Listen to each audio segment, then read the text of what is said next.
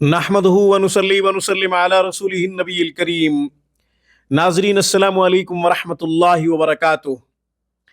नाजरीन, आज मैं एक ऐसी खूबसूरत दुआ बता रहा हूँ तंगदस्ती के ख़ात्मे के लिए, गुर्बत के ख़ात्मे के लिए, दौलत के हुसूल के लिए, रिज़्क़ की फराखी के लिए।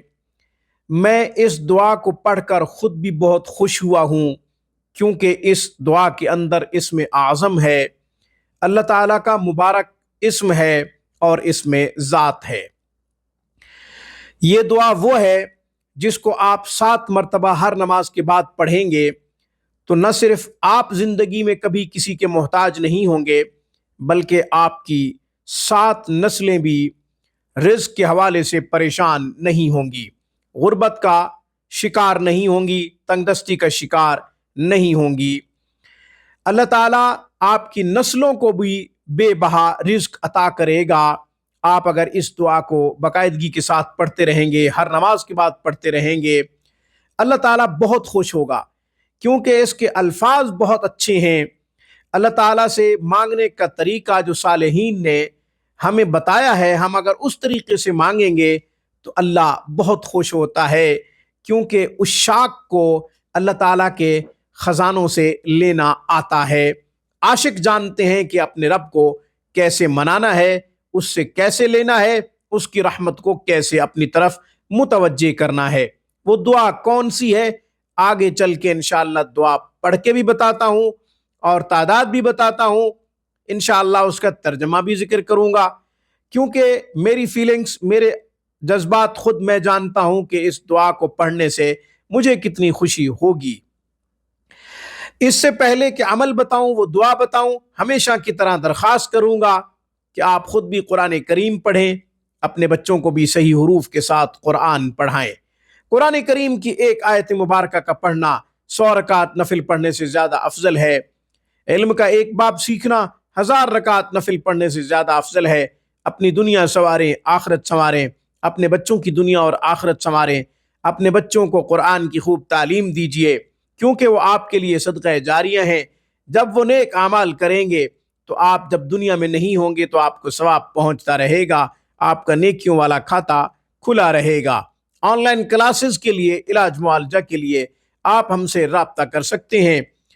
हफ्ते के 7 दिन 24 घंटे हमारी बेहतरीन सर्विस से आप फ़ायदा उठा सकते हैं।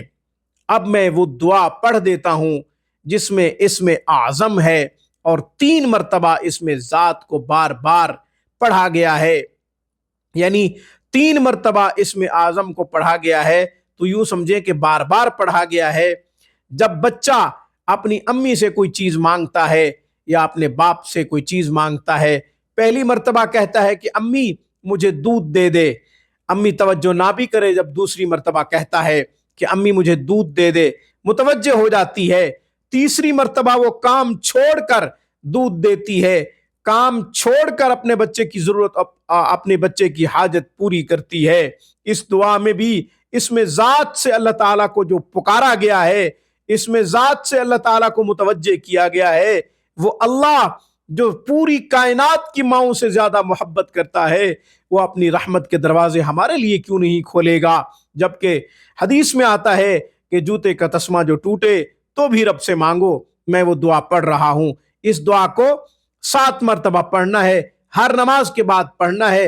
औरतें भी पढ़ें, मर्द भी पढ़ें, जो कारोबार करते हैं वो भी पढ़ें, घर की खवातीन भी पढ़ें। इस तरह मर्दों का तावन हो जाएगा, इस तरह मर्दों की मुआवनत हो जाएगी।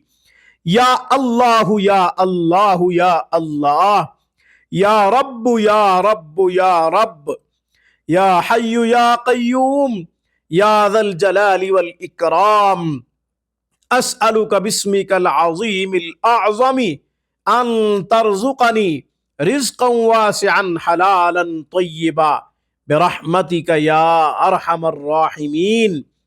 खूबसूरत दुआ है।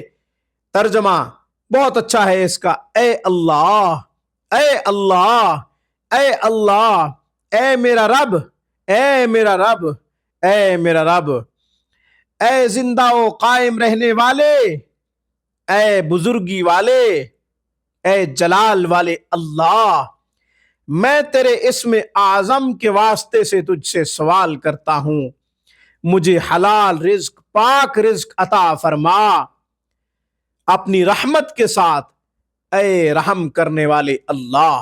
کتنا خوبصورت ترجمہ ہے۔ آج کی گفتگو میں بس اتنا ہی۔ اقول قولی ھذا واستغفر اللہ، وآخر دعوانا ان الحمد للہ رب العالمین۔